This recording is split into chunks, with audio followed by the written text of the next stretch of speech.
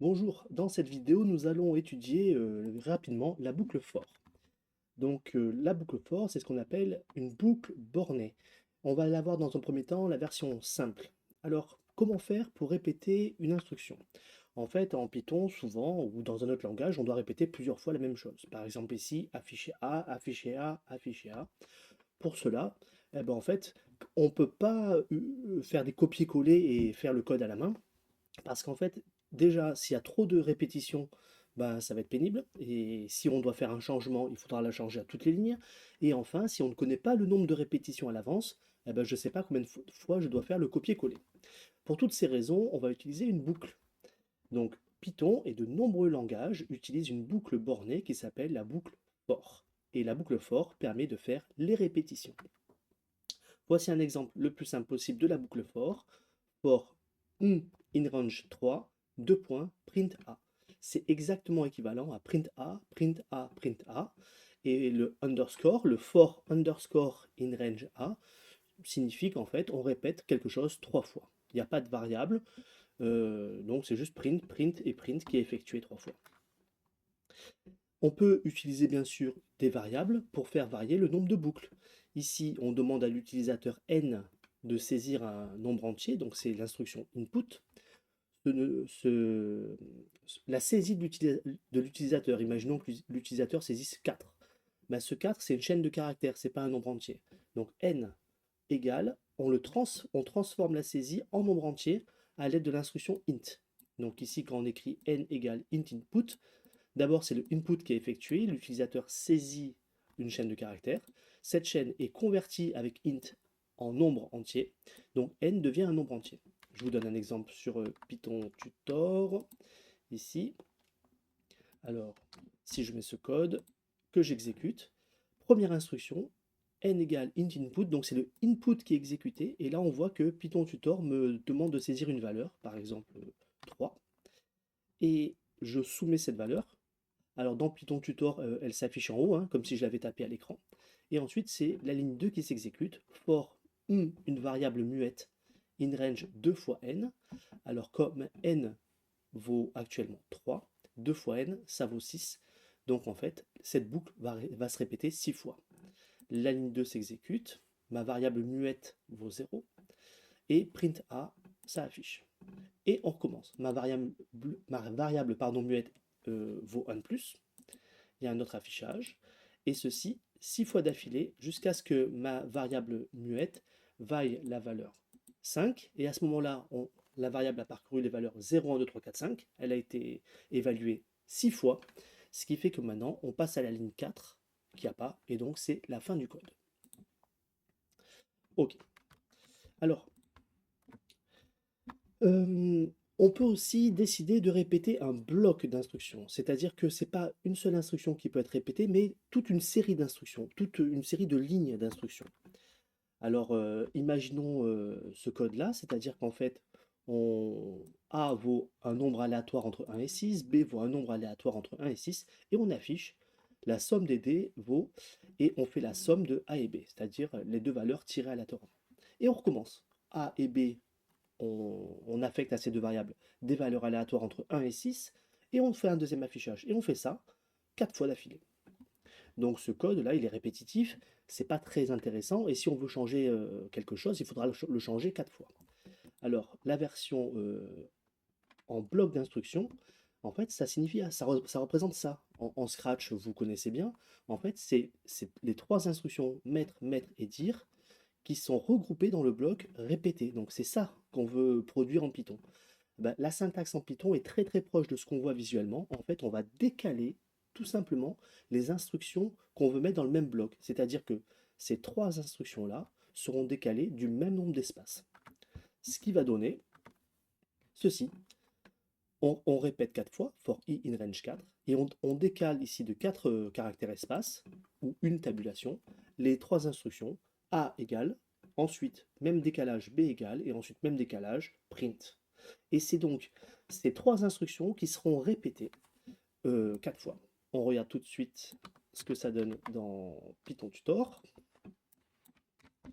Donc j'exécute. Alors la bibliothèque est importée, c'est parti. ma variable muette vaut 0, et regardez bien, on passe à la ligne 4, puis 5, on exécute la ligne 6, c'est-à-dire un affichage qui aura lieu ici, et on recommence la boucle. Donc c'est bien les lignes 4, 5, 6 qui ont été exécutées une fois. Ensuite, on recommence les lignes 4, 5, 6 une deuxième fois. 4, 5, et on fait l'affichage, la ligne 6. Et enfin, dernière boucle, 4, 5 et 6 sont exécutés. Cette fois-ci, la variable muette est évaluée à 4. Enfin, il n'y a plus de valeur dans le range, donc en fait, on sort de la boucle et le programme s'arrête. Alors, il faut faire très attention au bloc, il y a deux erreurs principales, hein. Déjà, si on ne met pas le même nombre d'espaces, regardez ici, il y a 4 caractères espace, là il y en a 3. En fait, c'est une erreur, Python ne peut pas s'exécuter. Ici, Python ne reconnaît pas les blocs. Comment il sait qu'il y a des blocs en fait, qui sont introduits ici et que ça, c'est pas un nouveau bloc? Ben, tout simplement parce qu'on met un 2 points pour introduire un bloc. Donc, un 2 points avec un décalage de 4, ça signifie que toute la suite, toutes les instructions doivent être décalées de 4. Et deuxième erreur d'inattention, regardez ici, on n'a pas mis le décalage de 4 pour l'affichage, et donc le bloc n'est constitué que de deux lignes, les lignes A égale et B égale. Donc en fait, c'est seulement ces instructions-là qui seront effectuées 4 fois, et au bout des 4 exécutions, on ne verra rien à l'écran puisqu'il n'y a aucun affichage, il y aura un seul affichage, le print. Alors on peut aussi utiliser l'indice de la boucle dans les instructions. Alors, dans une boucle, on va introduire une variable, et cette variable, elle va être accessible à l'intérieur de la boucle. Ensuite, cette variable a une certaine valeur qui va évoluer. Cette variable, on l'appelle l'indice.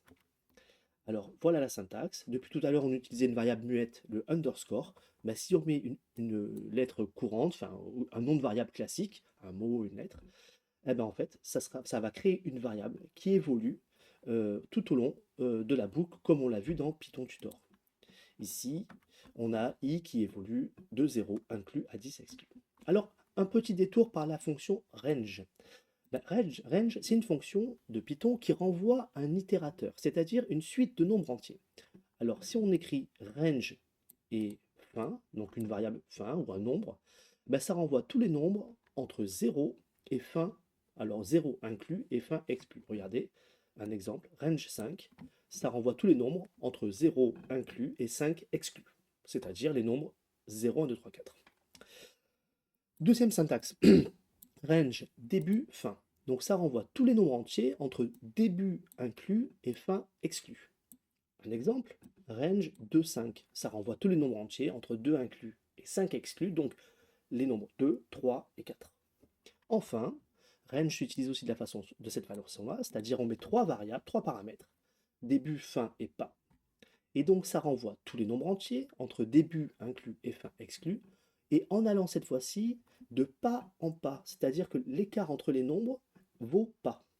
Alors, ici on écrit range 10, 30, 3, ça renvoie tous les nombres entiers entre 10 inclus et 30 exclus en allant de 3 en 3. C'est-à-dire qu'on commence à 10, 3 nombres entiers plus loin, c'est 13, plus 3, ensuite ça sera 16, puis de 3 en 3, 19, 22, 25, 28, et 28 plus 3, 31, on est au-delà de 30 exclus, donc on s'arrête là. Voilà, ça renvoie cet itérateur-là. Du coup, on fait un petit détour vers le mot-clé in. Qu'est-ce que c'est ce in? Ben, quand on écrit for i in un itérateur, en fait, la variable i va parcourir tous les éléments de l'itérateur. Ben, l'exemple que vous comprenez par rapport au chapitre, hein, for i in range 5, en fait, range 5, on vient de le voir, c'est l'itérateur 0, 1, 2, 3, 4. Donc quand on écrit for i in range 5, i va parcourir l'itérateur 0, 1, 2, 3, 4. Donc i va valoir tantôt 0, puis 1, puis 2, puis 3, puis 4. De même, si on dit for i in range 2, 3, cette fois-ci l'itérateur c'est les nombres entiers 2, 3, 4. Mais en fait, le in peut parcourir d'autres itérateurs. Il n'y a pas que range qui produit des itérateurs. Par exemple, un tableau, ça produit un itérateur. Donc si on dit for i in entre crochets, première case A, deuxième case B, troisième case Z, eh ben, i va valoir successivement A, puis B, puis Z. Donc ici, I, c'est une variable qui est une chaîne, qui vaut une chaîne de caractères, et à chaque tour de boucle, cette chaîne de caractères va évoluer. De même, on peut utiliser un triplet, donc un n-uplet comme itérateur. For I in, donc les parenthèses 1.2, 1.3, 1.7. I va parcourir successivement les nombres décimaux 1,2, 1,3 et 1,7. Alors, enfin, on peut utiliser les boucles pour manipuler des accumulateurs. Un accumulateur, qu'est-ce que c'est? C'est une variable dont la valeur évolue à chaque tour de boucle. Alors, un exemple.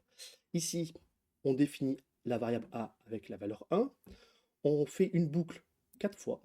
Et 4 fois, on va exécuter l'instruction a égale a plus 2.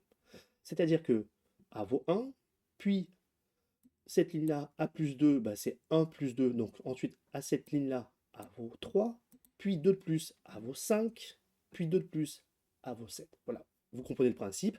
Donc ici, la variable a qui évolue à chaque tour de boucle, on appelle ça un accumulateur. Donc, on va retenir sur ce chapitre une boucle for. Ça permet de répéter une suite, d'instructions regroupées en un bloc. Le nombre de tours est prédéfini et chacun des tours est associé à un indice. Voilà pour ce chapitre. Désolé pour l'alarme. Bonne journée.